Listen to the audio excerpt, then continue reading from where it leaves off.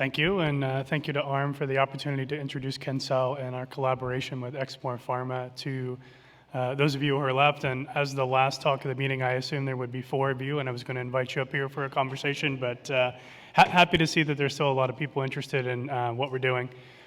I'm going to talk a little bit about Kincell Bio. It's a new CDMO, and I'm going to move the timeline well to the left because our focus really is early phase clinical manufacturing expertise. We want to lower the activation energy for academic spinouts, early stage startups, and really help people get into the clinic and understand clinical data. That allows us to then take advantage of Solaris and the technologies that are being developed and scale appropriately. But I think it's really important to have access to early phase clinical expertise that understands the clinical science and how to get the right data to then move quickly into late stage development. So one of the things that we focus quite a bit on is the phase 1 roadmap. So we've got lots of companies that are spinning out of our academic institutions where fantastic science is happening. Many of these companies are full of really intelligent people who are focused more on the science than on the industrialization. So an expert opportunity for us to engage with those individuals as those companies are starting, pre-seed, post-seed, prior to Series A, and we could sit down with them and help them understand the CMC components. As you might imagine, as you're building a company, you have to be really good at a lot of things. You have to be good at fundraising, you have to be good at the science, you have to be good at the research, you have to be good at the management of funds to get into phase 1 clinical studies. And what we've seen over the last several years is a number of companies have done a great job building a research organization, but not progressed into phase 1 clinical manufacturing and then run out of money and then have a hard time raising a Series B to get into the clinic on a down round. And so we're hoping to change that. So we're bringing some fiscal discipline to the space, trying to get into phase 1 clinical manufacturing with our partners in a way that allows them to stretch their Series A or their early phase funding dollars. And we help many companies understand how to do that by our phase 1 roadmap readiness assessment.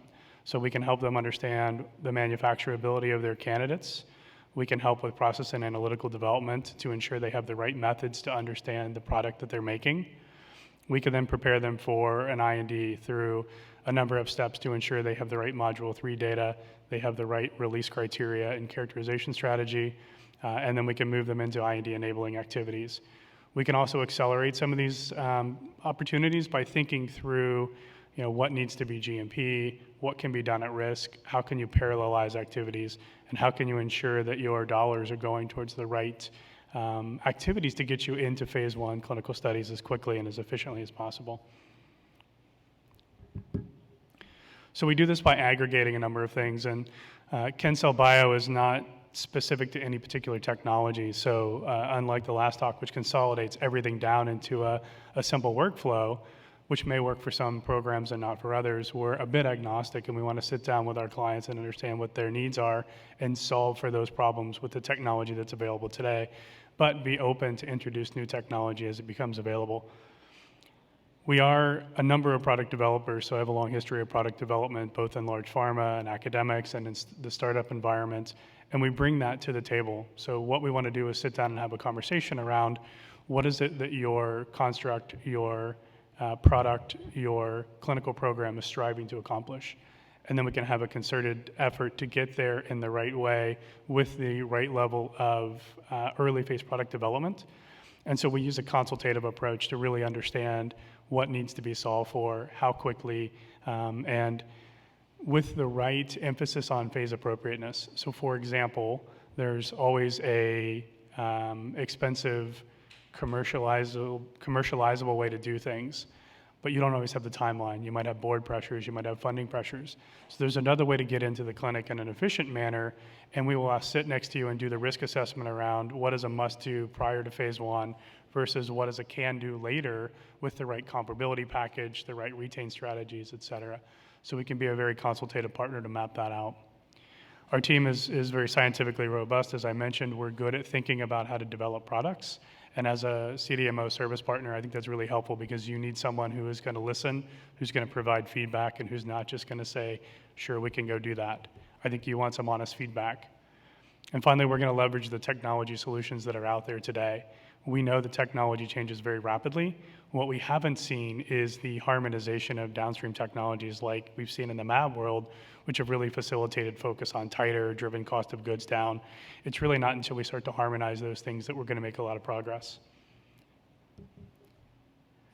So we have a 4-building campus in Gainesville, Florida, about 30,000 square feet, capacity for about a half a dozen GMP programs, 4 development labs, a very robust analytical development team, a number of digital systems, ERP, QMS. We're evaluating a number of electronic MES systems so that we can be digital savvy and also think about downstream tech transfer. Right, so we're acknowledging that we're early phase clinical manufacturing partner. And I'll talk in a minute about our collaboration with Exmoor Pharma, which will allow us to solve for downstream, pivotal, and commercial. But we need to ensure upfront that we're thinking about that late stage transition and make sure that we have the tools, technologies, and documentation in place to quickly transition. We have about 30 people on our team currently, and for a company that's 6 months old, that's actually pretty stellar. The reason for that is we spun out of it an innovator company called Kincell Bio. So they had a campus in Florida, a CMC team, manufacturing facility. And as an innovator, very common to what's happening in the market today, they realized that as a preclinical company, they may not need an entire manufacturing team, facility, et cetera. So we took that expertise and we wrapped some funding around it and created Kincell Bio earlier this year. But that means we have at our disposal already a full CMC organization and a manufacturing ready team. So we can quickly deploy that with our potential clients. As mentioned, because we were carved out of an innovator organization, we retain that mindset. So we do think like, product developers, we're very thoughtful about how do you get to the next stage? Where's the investment going to repay from an ROI perspective? And how do we help our partners get into the clinic as quickly and as efficiently as possible? So I mentioned a collaboration with Exmoor Pharma. So Exmoor is a UK-based CDMO in the cell and gene therapy space, and Angela Osborne, CEO, is here, and we've had a wonderful week of conversations around how to continue to build a more robust and integrated partnership. They have about 17 years of experience helping more than 150 organizations navigate the early CMC space, as well as design and facility builds for cell and gene therapy and traditional large molecule facilities. That's critically important because they've seen a lot, they've done a lot, they understand the EU requirements. They have a number of QPs on staff, and we have a lot of conversations around let's not build things that are just sufficient for the US market, but can scale into the EU and beyond. So we have a number of inputs and a number of skill sets that we can bring to bear on particular problems for our partners and clients. They're very strong in translational consultancy, and we had a long conversation at breakfast about what this means in the US versus what this means in Europe. And it's broad, it's CMC consulting. It's how do I think about my lead discovery to candidate selection to phase 1 IND space. And they've filed a number of CTAs and helped companies file a number of FDA INDs as well through their US consultants. So there's a broad expertise that is available to us and available to our partners and clients in the consulting space. Capital projects, so thinking about design, build versus buy versus ally scenarios. They're quite strong at thinking through what the return is, what the capital investments need to be, and whether or not, as an innovator company with a pipeline, maybe you want to build something because you have the opportunity to fill that on a regular basis because you have lots of programs behind the first one, or you have a technology that needs to be proven in the clinic and you may not want to hire an entire CMC organization and then maintain that organization through your phase 1 clinical study. So we can help with thinking about the strategy and the financing required. Process and analytical development. I am an analytical development scientist by heart, a PhD immunologist by training, and I grew up in large pharma in a bioassay lab, so I really understand and appreciate the complexity of analytical development.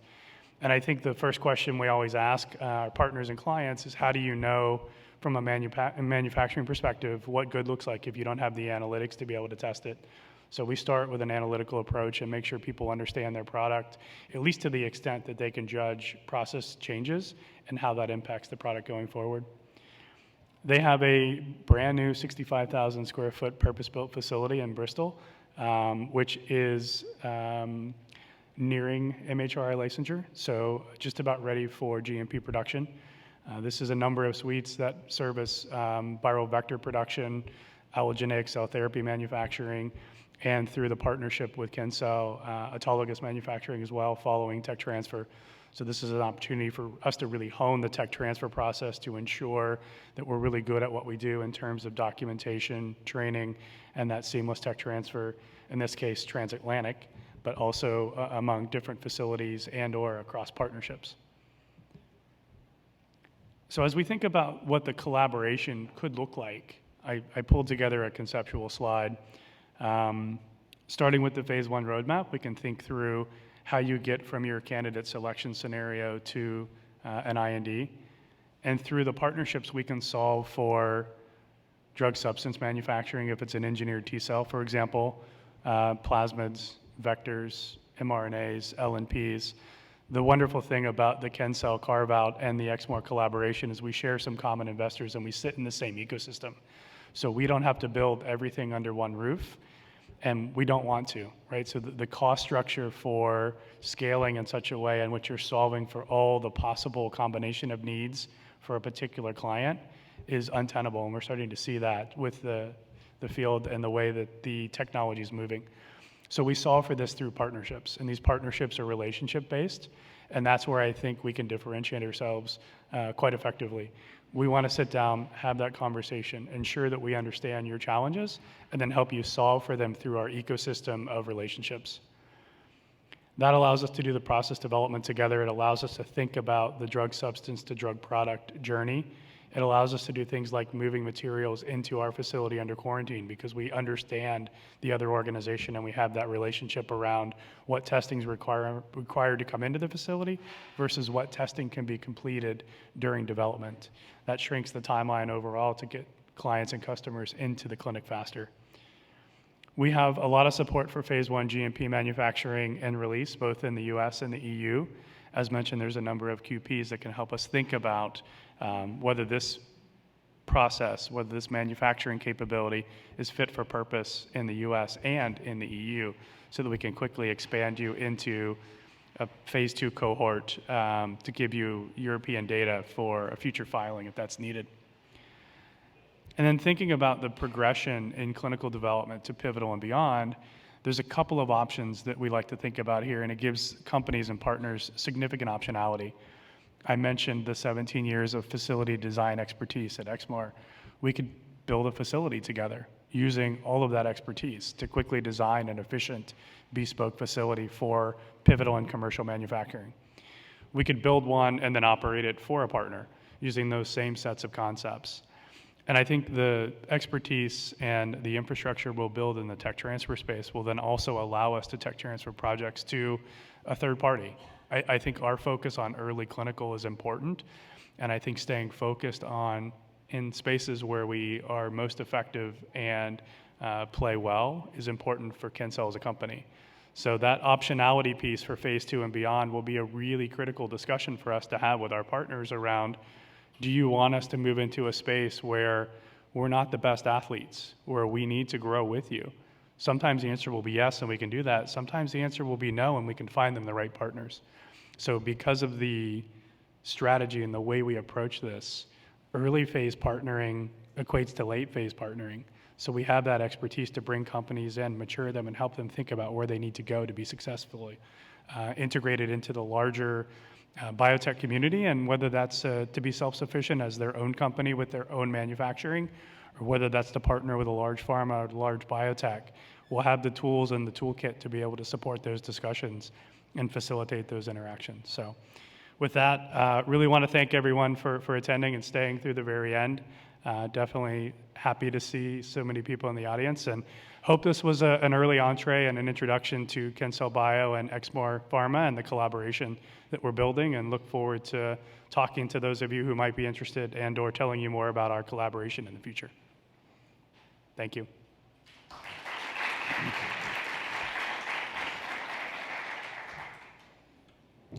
And in lieu of questions, I'll just stand in the corner if anybody wants to come say hi.